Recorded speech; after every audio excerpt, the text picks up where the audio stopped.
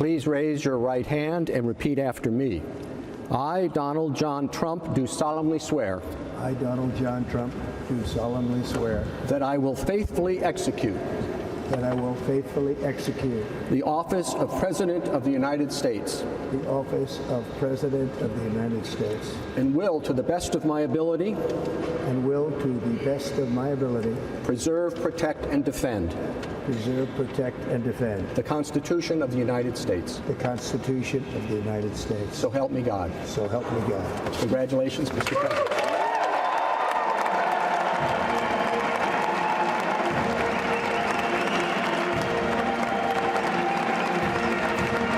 Direct all members of my cabinet to marshal the vast powers at their disposal to defeat what was record inflation and rapidly bring down costs and prices.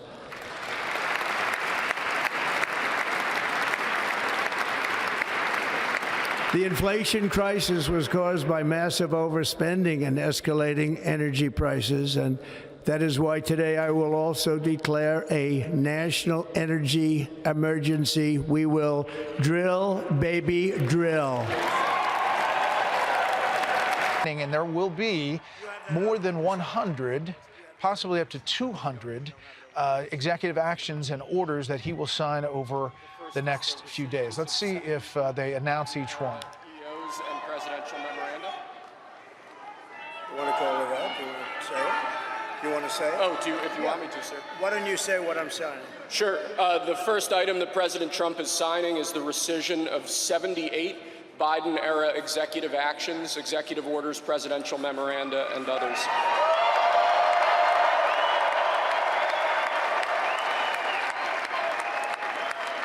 Thank you, sir.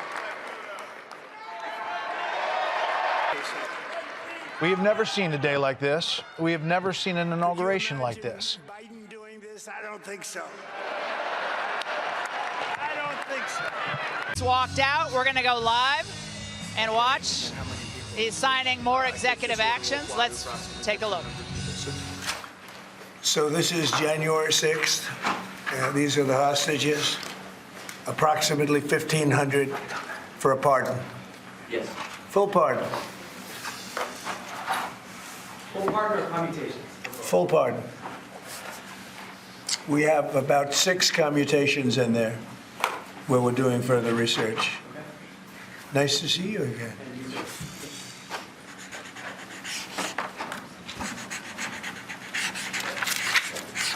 So this is a big one. Anything you want to explain about this? We hope they get them. We hope they come out tonight, frankly.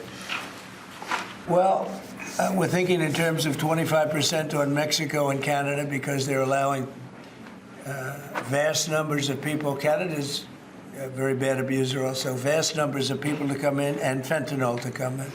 When do you think you would enact those? I think February 1st. Are you still considering a universal tariff, Mr. President, on all countries? I may, yeah, but we're not ready for that yet. We may put it, wrap it, because essentially all countries take advantage of the U.S.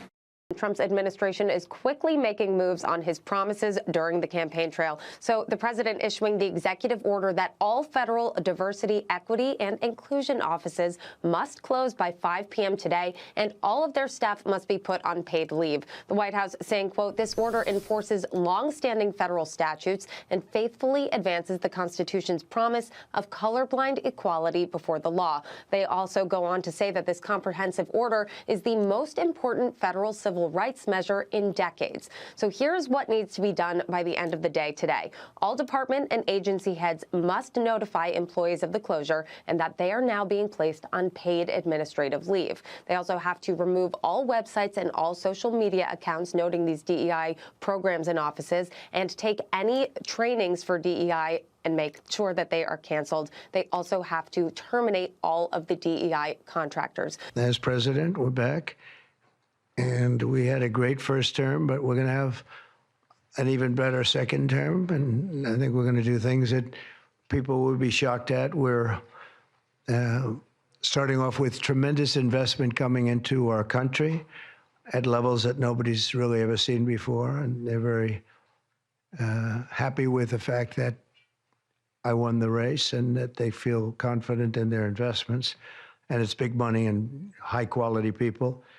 So my first day back from having a nice life, it's my honor to welcome 3 of the world's leading technology CEOs. And in the case of Larry Ellison, it's well beyond technology. He's sort of CEO of everything. He's an amazing man, an amazing business person. But to announce the largest AI infrastructure project by far in history, and it's all taking place right here in America. As you know, there's great competition for AI and other things, and they're coming in at the highest level. We're joined by Oracle Executive Chairman Larry Ellison, SoftBank CEO, my friend Masa Yoshi-san, and CEO of OpenAI, and I would say by far the leading expert based on everything I read, Sam Altman. So that's great that you're coming in together. That's a massive group of talent and money. Together, these world-leading technology giants are announcing the formation of Stargate. So put that name down in your books, because I think you're going to hear a lot about it in the future. A new American company that will invest $500 billion at least in AI infrastructure in the United States, and very, very quickly, moving very rapidly, creating over 100,000 American jobs almost immediately. This monumental undertaking is a resounding declaration of confidence in America's potential under a new president. Let me be a new president. I didn't say it, they did. So Trump is telling private companies to, this is interesting, end illegal DEI policies. And he's threatening investigations. So, he's doing a lot of this in the federal government. Now he's talking to private companies. How do you think they're going to respond to this? Well, from my observations, it does seem like there's an entire new tenor, both obviously inside the federal government, but also everywhere else. You see these tech CEOs coming to bend the knee for Trump, just because he's in power, but also because he recognizes where the country is, and the country is sick of this crap. And one thing that we've sort of forgotten to talk about enough is the fact that these DEI policies are race-based. It is against everything that we as a country believe in. It's against everything that all the accomplishments we've made over the past 40, 50 years about making the country a more colorblind society is completely reversed by the DEI stuff. Either you're judged by your merit and your character, or you're judged by your skin color. And these people want to drag America into this dystopia where people are all judged by their skin color, and we've rejected that as a country, and Donald Trump is rejecting it again. And so I think that companies recognize that the country is done with this stuff, and they want to go back to judging people by the content of their character and their abilities. Let's go to J.D. Vance. He is now taken to the dais. He's on the Senate floor to cast the deciding vote for Pete Hegseth. If not, on this vote, the yeas are 50 and the nays are 50. The Senate being equally divided, the Vice President votes in the affirmative, and the nomination is confirmed.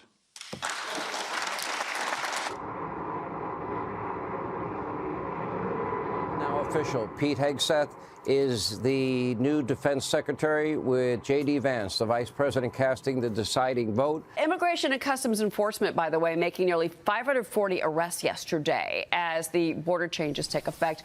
White House Press Secretary Carolyn Leavitt saying on X this morning that deportation flights have begun. And in the first 3 days of the new administration, encounters at the southern border are 35% lower than they were in the final 3 days of the Biden administration. Now, the president reportedly wants to send upwards of 10,000 troops to the southern border, or the White House. That is being reported by the Wall Street Journal, but also directing the Pentagon to begin border wall construction. Now, his executive order also bans birthright citizenship, but that was blocked by a federal judge in Seattle. And that was yesterday, Congressman. Your thoughts? Well, my thoughts are the president's doing exactly what he said he was going to do from the campaign. He's going to use everything at his avail to make sure he is stopping the flow of illegal drugs across the border, stopping the human trafficking that happens as a result of this, stopping the cartels that are exploiting an open border. These things are a direct threat to the American people. And border security is national security. So in that line, he is going to use assets in the Department of Defense to make sure that we are securing the border. We already see an effect of that with people now slowing down their attempts to come across the border because they know what's going to occur. They know there's going to be an increased effort there to stop these illegal crossings. I think the president's doing exactly what he said he was going to do, and he's going to use every tool in his toolbox available to make that happen. Well, everyone's moving pretty quickly. For more, joining us now is Michelle Macri, global financial news journalist. It's good to have you with us on this. And we saw a little bit of a drop in crypto yesterday, but bulls are definitely back in the trade today, digesting all this news. Executive orders from the president. You know, we're looking at the potential for a digital asset stockpile here, a Bitcoin reserve. This is game changing if you're a crypto investor and really could impact the future. This absolutely can be a huge game changer on so many levels. Look, Bitcoiners were a little disappointed that the executive order didn't outright call for a Bitcoin strategic reserve. However, this is definitely a step in the right direction. It calls for a national digital asset stockpile to be maintained by assets that the U.S. government already has. Now, keep in mind that the U.S. government actually is one of the biggest holders of Bitcoin. It has over 200,000 Bitcoin that it has seized from illicit activities. So we have this working group led by David Sachs that's going to look at the feasibility of maintaining this digital asset stockpile, which will predominantly be a Bitcoin strategic reserve. And they're supposed to give an order about that, a report to the president about that in 180 days. Now, remember that President Trump did make a promise at Nashville in 2024 that he will make a Bitcoin strategic reserve similar to gold and oil. Mr. Trump on the world stage, he gave what I thought was a dynamite speech to what's left of the Davos globalist crowd. It's kind of a ghost town, at least metaphorically. The good guys all went to Mar-a-Lago. But there they were in Switzerland, and he did speak to them. Now, he spoke to them about many things, but one of the things he spoke to them, let me hear. I'm going to let you play it, hear it alone. Let's play some tape on Trump in Davos on tariffs. Here's what he said. My message to every business in the world is very simple. Come make your product in America, and we will give you among the lowest taxes of any nation on earth. But if you don't make your product in America, which is your prerogative, then very simply you will have to pay a tariff. I'd say they ought to be returned by 12 o'clock on Saturday, and if they're not returned, all of them, not in drips and drabs, not 2 and 1 and 3 and 4 and 2. Saturday at 12 o'clock, and after that, I would say all hell is going to break out. And I don't think they're going to do it. I think a lot of them are dead. I think a lot of the hostages are dead. I think it's a great human tragedy. President Trump with a dire warning to Hamas after Hamas said it would delay the release of 3 hostages slated for this Saturday, claiming that Israel violated the ceasefire agreement by blocking relief supplies and targeting civilians. Israel's defense minister calling the move a blatant violation, warning its military is on high alert while Israel decides next steps. The president also reaffirming his commitment to rebuilding Gaza while speaking with Fox's Brett Baier. It would be a beautiful piece of land. Would the Palestinians have the right to return? No, they wouldn't, because they're going to have much better housing. But I'm talking about starting to build, and I think I could make a deal with Jordan. I think I could make a deal with Egypt. I just think it will be stabilized if the United States owns the Gaza Strip. If people aren't living in the Gaza Strip, and Hamas isn't there because nobody's there, people aren't there, nobody's going to be there, and later on it can be developed. Look, he's keeping his promises, that's for sure. He was in Las Vegas over the weekend proposing a new plan for the nearly 90,000 IRS agents that Joe Biden hired under the last 4 years. Trump has new ideas. Watch this. On day one, I immediately halted the hiring of any new IRS agents. You know, they hired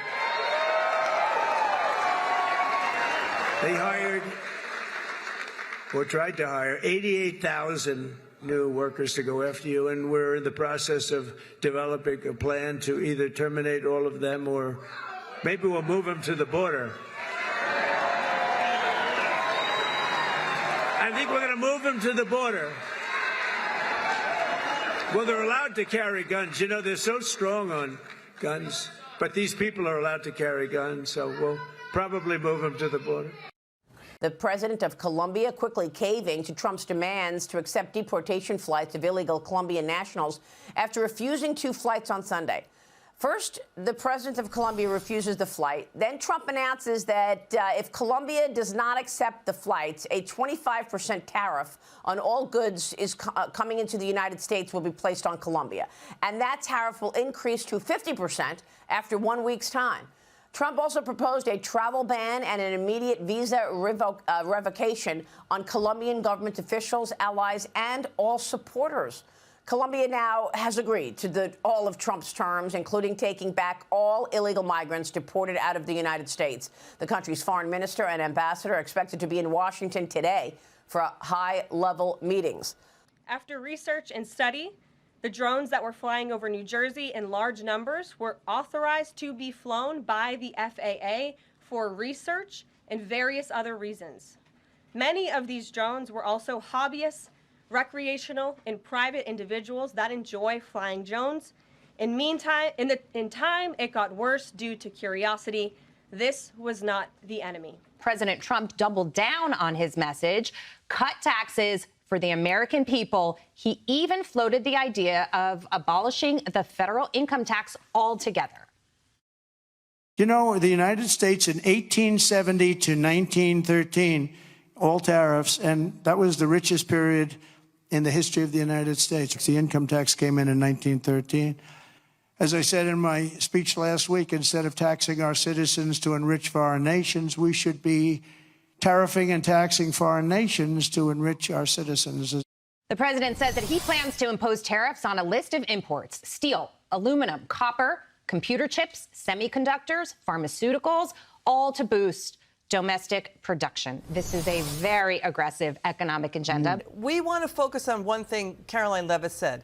She said she's going to hold the media accountable for their lies, and that the media went along with the Biden White House lies for years, misleading America. So what can we expect going forward from here? Which was always confusing because, as we know, the mainstream media carries the water for and covers up for Democrats for the most part. And the Joe Biden administration was a prime example for that. Why they ran from them and why they refused to give them access or transparency is beyond me. But what's fascinating about Caroline Levitt is the new ushered in era of press secretaries where she says, look, I'm going to tell you the truth. I'm going to give it to you short, sharp, and strong, which is exactly what she did. But at the same time, press, you have a responsibility to shoot straight with the American people as well. You have not done that in the past, and I, for one, am going to hold you accountable. It was a brilliant moment, and moving forward, you're going to see more successes from Donald Trump and more commentary from Caroline Levitt directly to the American people, communicating those messages in a way they can digest them, understand them, and clap back on the media when it's needed and necessary. And I imagine that'll be a lot. Yeah, the White House says Trump's tariffs on Canada and Mexico are still set to take effect on Saturday this weekend. Watch this. The president has made it very clear, again, that he expects every nation around this world to cooperate with the repatriation of their citizens. And the president has also put out specific statements in terms of Canada and Mexico when it comes to what he expects in terms of border security. We have seen a historic level of cooperation from Mexico. But again, as far as I'm still tracking, and that was last night talking to the president directly, February 1st is still on the books. When President Trump announced that he wanted to build an American Iron Dome, the response was predictable. Oh, you can't do it. It won't work. The New York Times, quote, Trump orders an Iron Dome-style defense system. Experts are skeptical, end quote. America is much bigger than Israel, said the experts. Too big for the kind of missile defense that Israel built with its Iron Dome. What is it with the liberal media? Do they despise Trump so much that they will poo-poo any idea he comes up with? Some of our viewers may remember another president who was constantly vilified, Ronald Reagan. Do you remember Star Wars? That was Reagan's space-based defense system. Reagan called it the Strategic Defense Initiative. He wanted to develop it against Russian missiles. This was 1983. That was a radical idea for the time, and yes, of course, it was mocked. The New York Times said it was decades away from reality. It was unfeasible, they said. It was nicknamed Star Wars to make it sound like science fiction and therefore not serious. Good heavens, he hadn't even cleared the speech with the Pentagon. Ronald Reagan became Ronald Ray-Gun. Oh, how funny. In fact, the technologies that were developed were the basis of later missile defense systems. It let the Russians know that they couldn't compete with American weapons technology. Soon after, the Soviet Union collapsed. And now it is Donald Trump who must be ridiculed. His ideas don't get serious consideration because he's Donald Trump. They've learned to rein in their most obvious hateful comments. They've replaced them with mockery and endless skepticism. I wonder if they'll be so negative when America's Iron Dome stops a Russian hypermissile.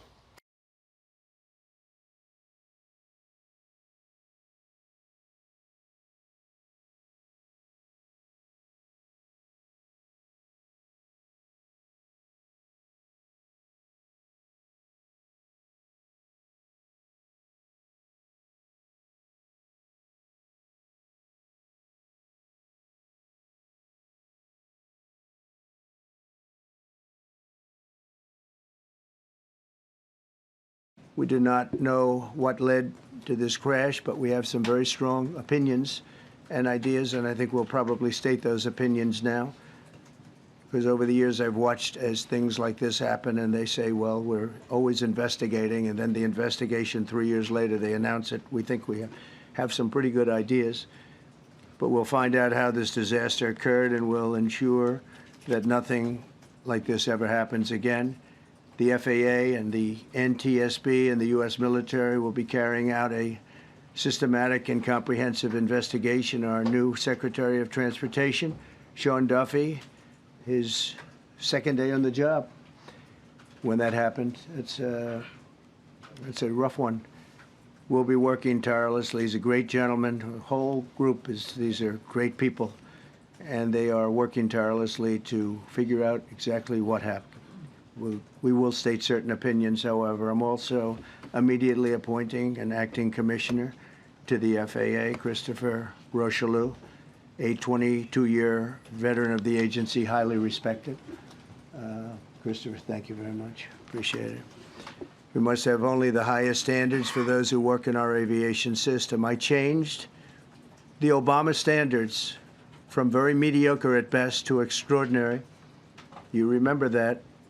Only the highest aptitude, they have to be the highest intellect and psychologically superior people were allowed to qualify for air traffic controllers. That was not so prior to getting there. When I arrived in 2016, I made that change very early on because I always felt this was a job that, and other jobs too, but this was a job that had to be superior intelligence, and we didn't really have that, and we had it. And then when I left office and Biden took over, he changed them back to lower than ever before. I put safety first. Obama, Biden, and the Democrats put policy first. And they put politics at a level that nobody's ever seen, because this was the lowest level. Their policy was horrible, and their politics was even worse. So as you know, last week, long before the crash, I signed an executive order restoring our highest standards for air traffic controllers and other important jobs throughout the country. So it was very interesting. About a week ago, almost upon entering office, I signed something last week that was an executive order, very powerful, on restoring the highest standards of air traffic controllers and others, by the way. Then my administration will set the highest possible bar for aviation safety. We have to have our smartest people. It doesn't matter what they look like, how they speak, who they are. It matters intellect, talent, the word talent. They have to be talented, naturally talented geniuses. You can't have regular people doing that job. They won't be able to do it.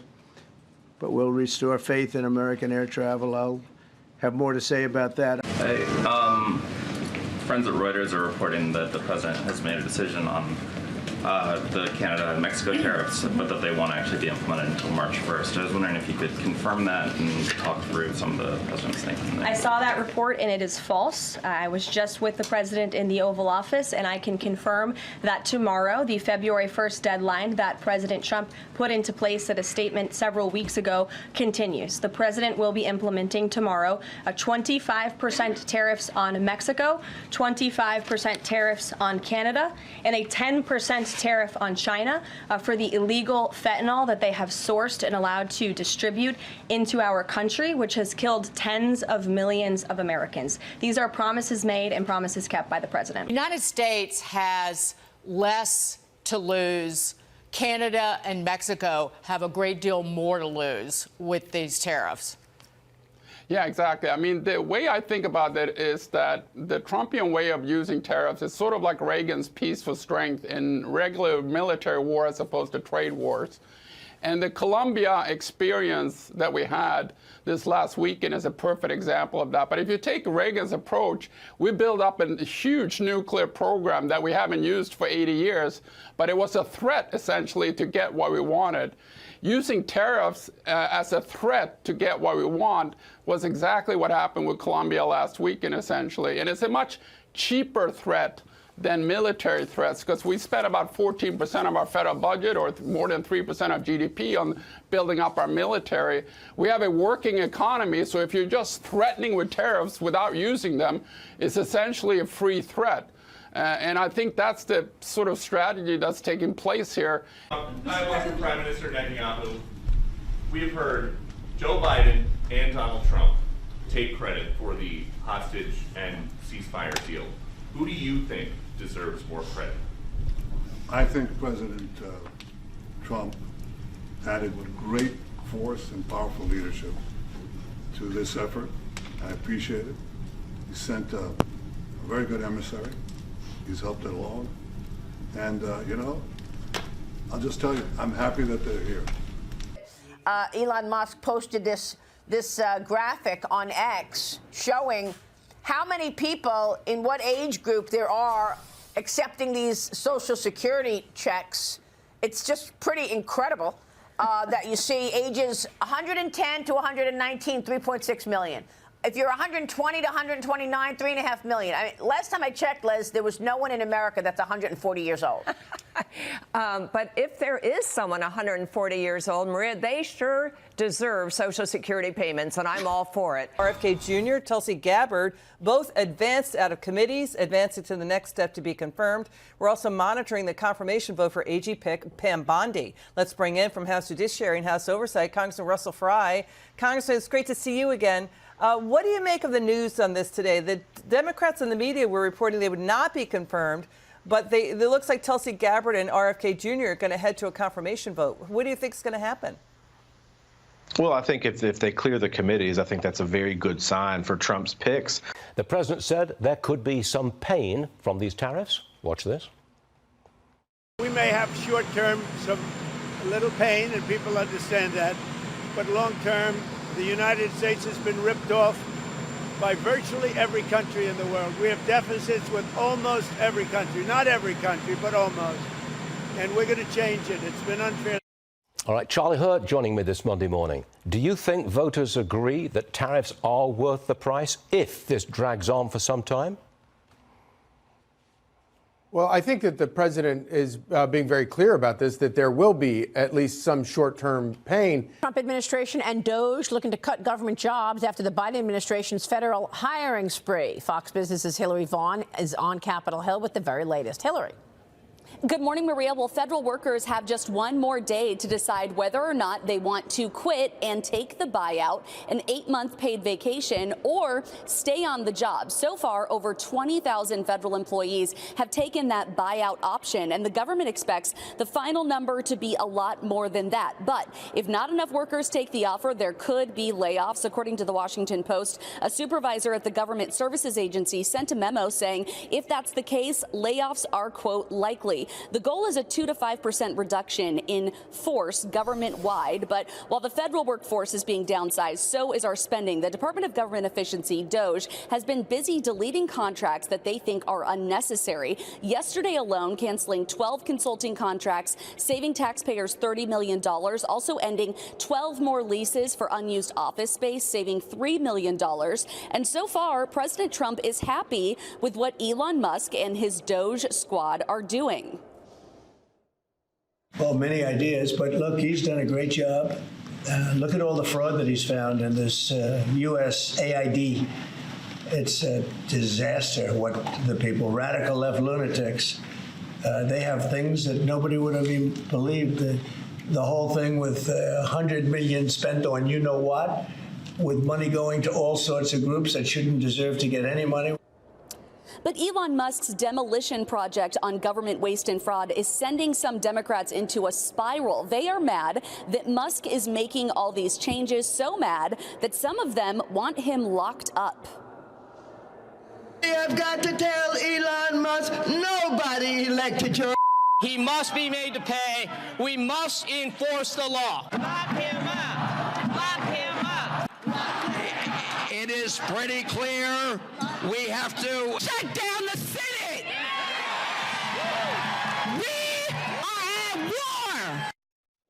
So some Democrats may think that Elon Musk is the enemy, but a lot of Americans think the biggest threat to America right now is our debt and our out-of-control spending. And they're happy to see that these cuts are being made, but clearly these cuts are a touchy subject for some Democrats.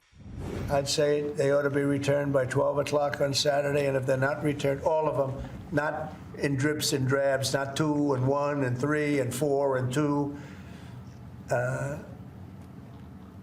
Saturday at 12 o'clock, and after that, I would say all hell is going to break out. And I don't think they're going to do it. I think a lot of them are dead. I think a lot of the hostages are dead. I think it's a great human tragedy. President Trump with a dire warning to Hamas after Hamas said it would delay the release of 3 hostages slated for this Saturday, claiming that Israel violated the ceasefire agreement by blocking relief supplies and targeting civilians.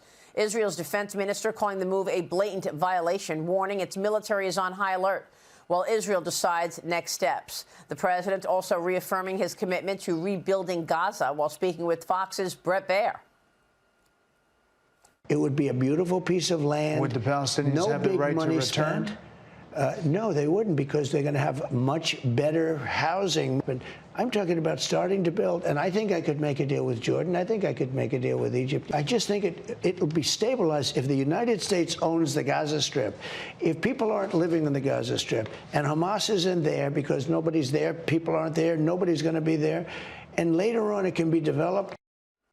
Under the Trump administration, we will defend the proud tradition of female athletes, and we will not allow men to beat up, injure, and cheat our women and our girls. From now on, women's sports will be only for women. And we're putting every school receiving taxpayer dollars on notice that if you let men take over women's sports teams or invade your locker rooms, you will be investigated for violations of Title IX and risk your federal funding. Because with this executive order, the war on women's sports is over. Joining me for his first TV interview since rejoining the administration, be confirmed by the Senate, my very good friend, OMB Director Russell Vought. Russ, welcome to the show. I hope you look forward to one of these great pounding Trump showers again.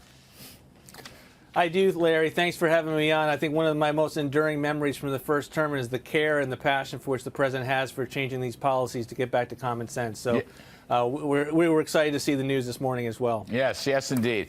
Welcome back now to the border. A memo from ICE was leaked, and that memo revealed details of a planned crackdown on illegals in Los Angeles. DHS Secretary Kristi Noem says she believes the FBI leaked it. Noem posted this on X. The FBI is so corrupt. We will work with any and every agency to stop leaks and prosecute these crooked deep state agents to the fullest extent of the law, writes the Department of Homeland Security Secretary. It comes days after a similar leak happened for a raid in Aurora, Colorado, where several Tren de Aragua gang members were allegedly able to escape capture because of the leaked memo. Joining me now is U.S. Border Czar Tom Homan. Tom, it's great to have you. Thank you so much for being here, and thanks for all of your efforts. That's number one. You were at that Colorado raid. Tell me what happened. Do you believe the FBI is behind leaking your plans and allowing these maniacs, these Tren de Aragua gangsters, to escape capture? Well, yeah, the Aurora operation was leaked. We think we found the source of the leak. It's under investigation right now by DHS IG. Secretary Noem, I agree with her that there's some information that tends to show that the second leak and the California operation may have been someone in the FBI. I've talked to the Deputy Attorney General. We talk every day, but this weekend we talked about he has opened up a criminal investigation into that leak. So when we find these people and we have the evidence to support a prosecution, that's exactly what's going to happen. They don't understand. I don't care what their political beliefs are.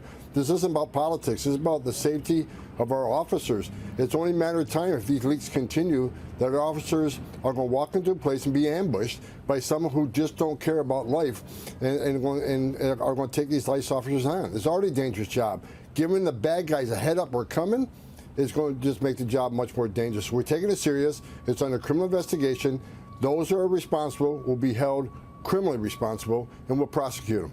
All right, Jake. What do you think of Trump being at the big game? It's a terrific political opportunity for him, isn't it? No, it's fantastic. It's, one of the most high-profile events in the world every single year, if not the number one event. And it's good to hear Travis and Patrick say that about President Trump. It's good to see a lot of NFL players and celebrities kind of getting on the winning team. I think it shows momentum and energy on the right. Any steel coming into the United States is going to have a 25% tariff. What about aluminum, sir? Aluminum too. 10%? No, 25%. 25 for aluminum. 25 for both. I'll be announcing probably Tuesday or Wednesday at a news conference reciprocal tariffs, and very simply, it's if they charge us, we charge them.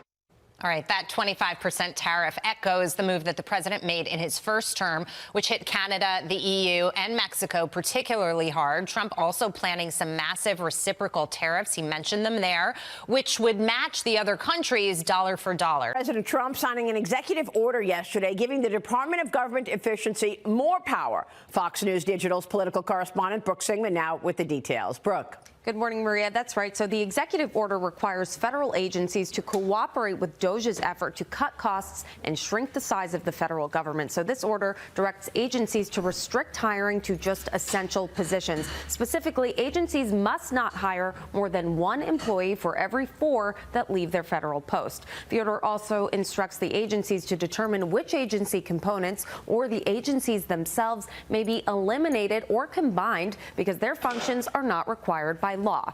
Here's what President Trump had to say about all of this yesterday. We thought that we would not let him do that segment or look in that area if we thought there was a lack of transparency or a conflict of interest. And we watched that also. He's a big businessman. He's a successful guy. That's why we want him doing this. We don't want an unsuccessful guy doing this. Now, one thing also that Elon hasn't really mentioned are the groups of people that are getting some of these payments. They're ridiculous. And we're talking about billions of dollars that we've already found. We found fraud and abuse.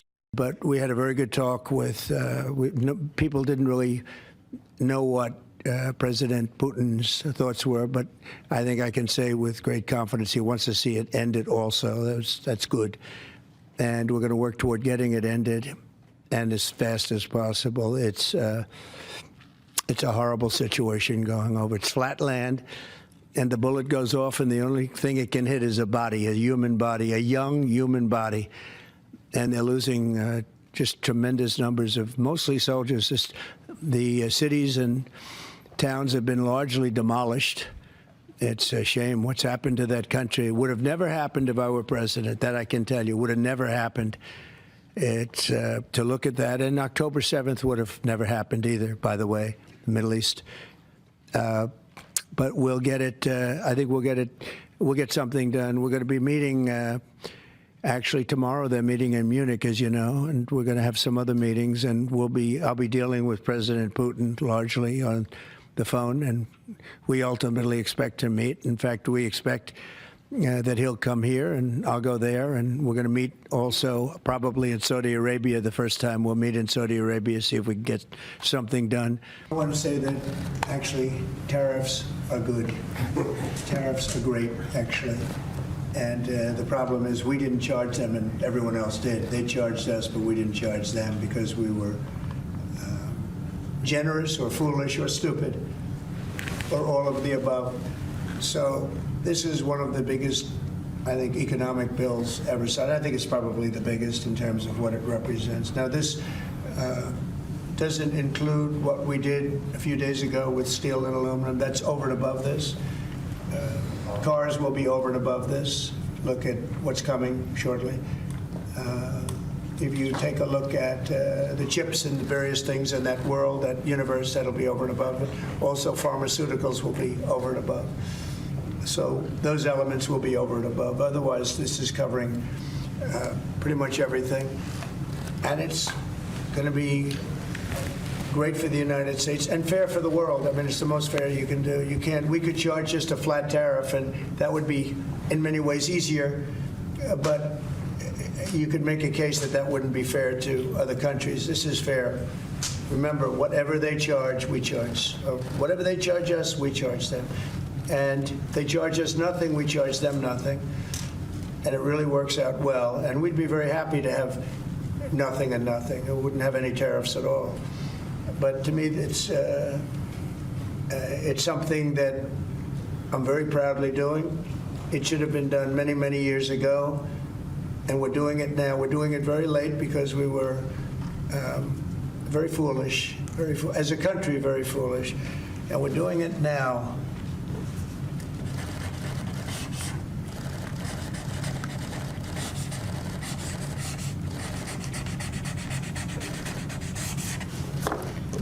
Well, that's a good one. राष्ट्रपति Trump की जब भी बात आती है तब make America great again हर किसी को याद आता है, हर किसी को उससे प्रेरणा मिलती है। वैसे ही भारत में विकसित भारत 2047 जब भारत की आजादी के 100 साल होंगे तब तक भारत को विकसित बनाने के संकल्प के साथ 140 करोड़ देशवासियों का संकल्प, उसको आज नई गति मिल रही है, नई ऊर्जा मिल रही है।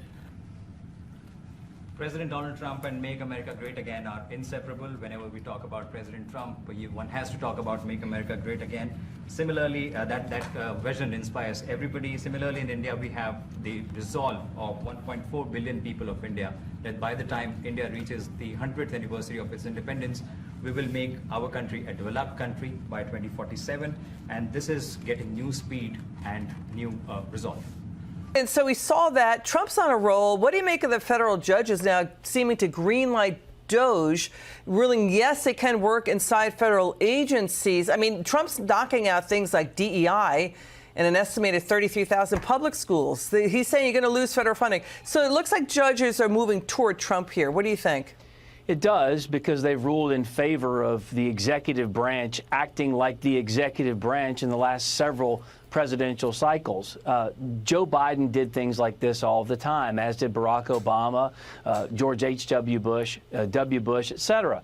The fact is, a lot of these things we're talking about now are created to be under the executive branch. So, of course, he has the ability and the authority to do these things. President Trump declaring a national energy emergency as part of his plan to push for more oil and gas production, and is reversing much of what the Biden administration did on their climate change agenda.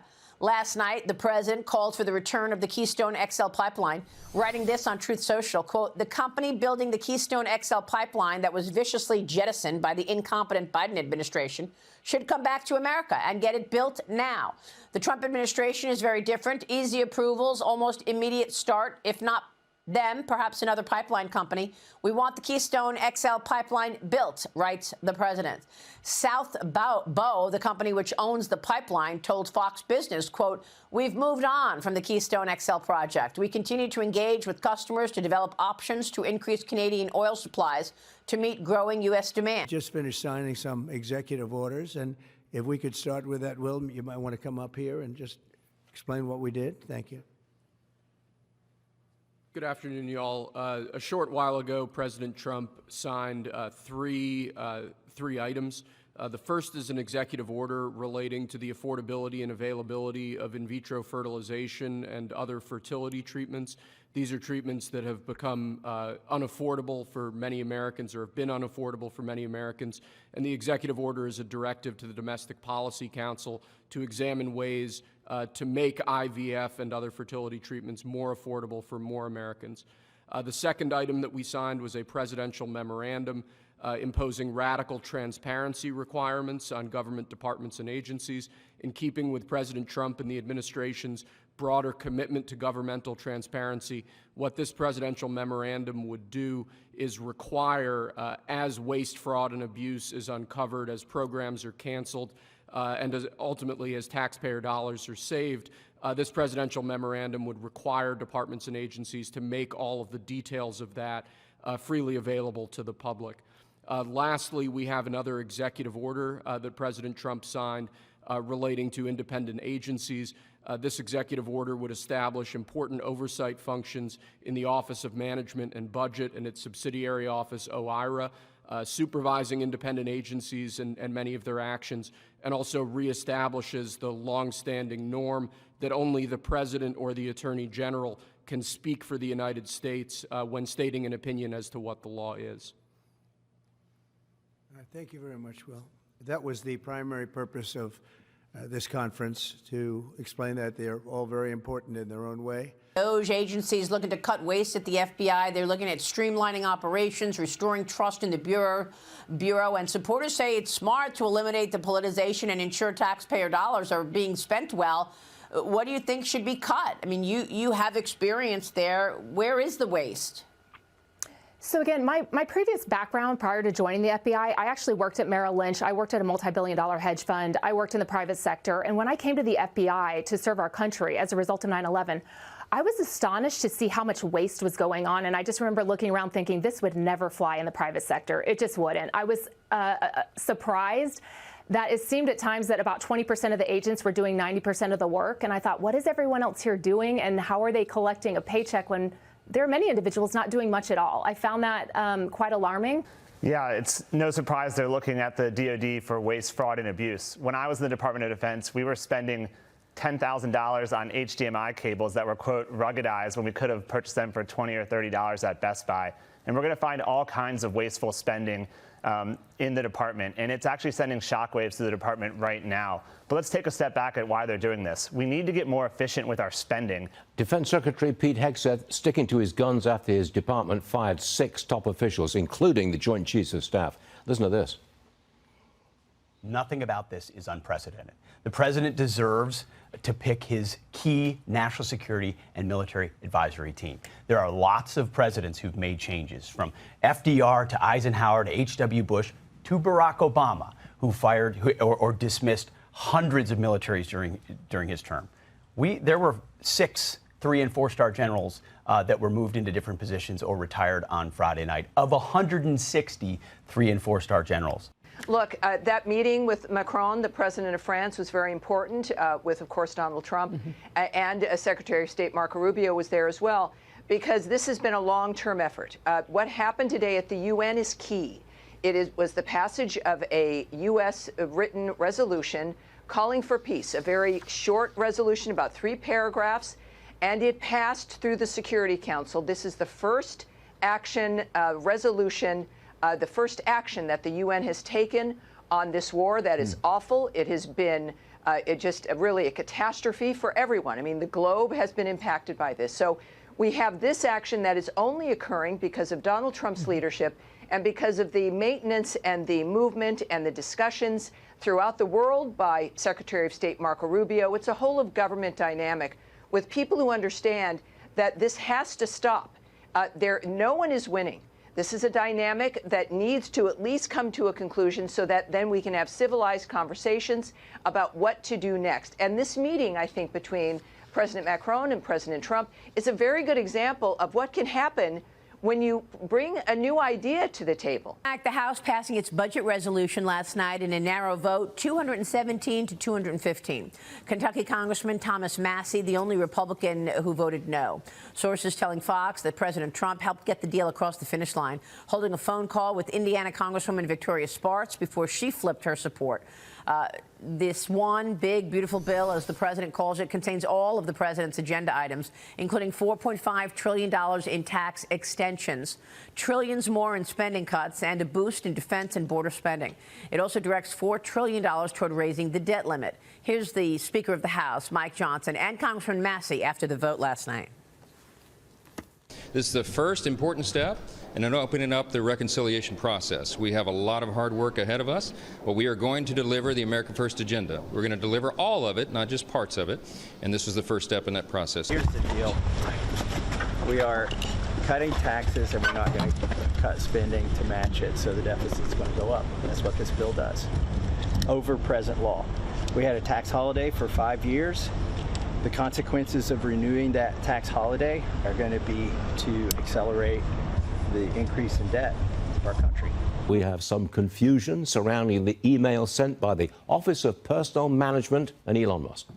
At the request of President Trump, Musk is offering a second chance to government employees who didn't respond to his first email. But if they fail to reply a second time, he says there will be no third strike, they will be fired. But not so fast. Federal employees have amended a previous lawsuit. They claim the administration can't simply fire these workers. Only the agencies the employees work for can do that. Meanwhile, Trump is praising Musk for the whole idea. So I think it was actually, there was a lot of genius in sending it. We're trying to find out if people are working. And so we're sending a letter to people. Please tell us what you did last week. If people don't respond, it's very possible that there is no such person, or they're not working. I think everyone thought it was a pretty ingenious idea. We have to find out where these people are. Who are they?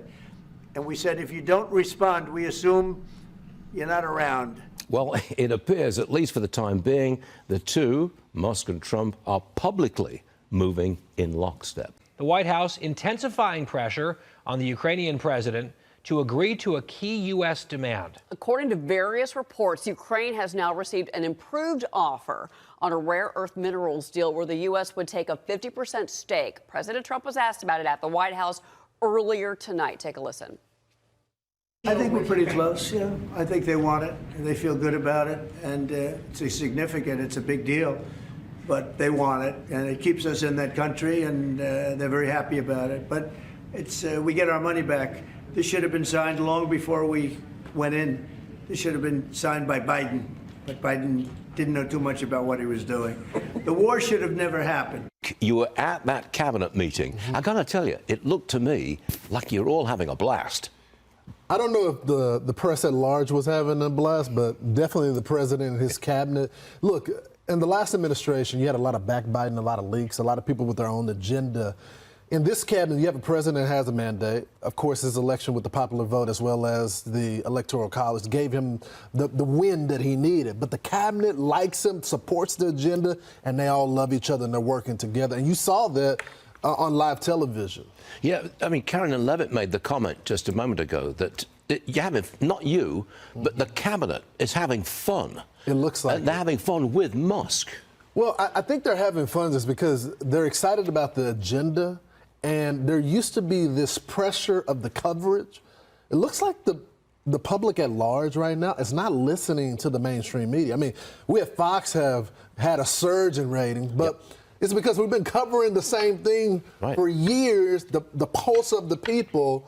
Right now, the Democrats have become the resistance party, and they're not offering anything No, new. they're not. I It's think they're- still the campaign message that lost them the election. They're overwhelmed. He killed our people, and he didn't exchange prisoners. We signed the exchange of prisoners, but he didn't do it.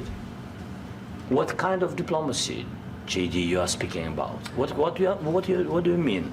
I'm talking about the kind of diplomacy that's going to end the destruction of your country. Yes, but if you are Mr. not President, strong- Mr. President, with respect, I think it's disrespectful for you to come into the Oval Office and try to litigate this in front of the American media. Right now, you guys are going around and forcing conscripts to the front lines because you have manpower problems. You should be thanking the President for trying to bring an end to this conflict. Have you ever been to Ukraine that you say what problems we have?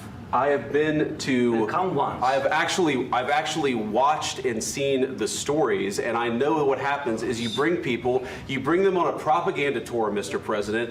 Do you disagree that you've had problems bringing people into your military? We have And problems. do you think that it's I will respectful answer. to come to the Oval Office I of the will United answer. States of America and attack the administration that is trying to prevent the destruction of your country?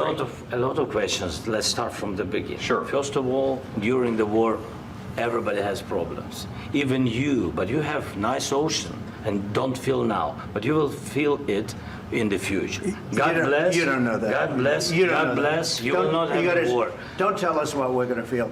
We're trying to solve a problem. Don't tell us what we're going to feel. I'm not telling you. Because I'm you're in no answering all these position to questions. dictate that. That's exactly Remember what this. you're doing. You're in no position to dictate what we're going to feel.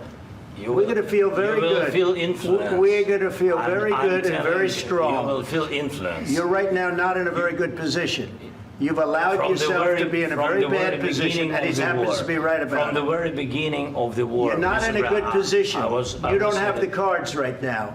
With us, you start having I'm not playing cards. cards. Right now, you don't. I'm very You're playing serious, cards. Mr. President. You're I'm playing very cards. serious. You're I'm gambling the with the president lives in of war. millions of people. You're gambling with World War III. what you're You're speaking gambling about? with What you're World speaking War about? III.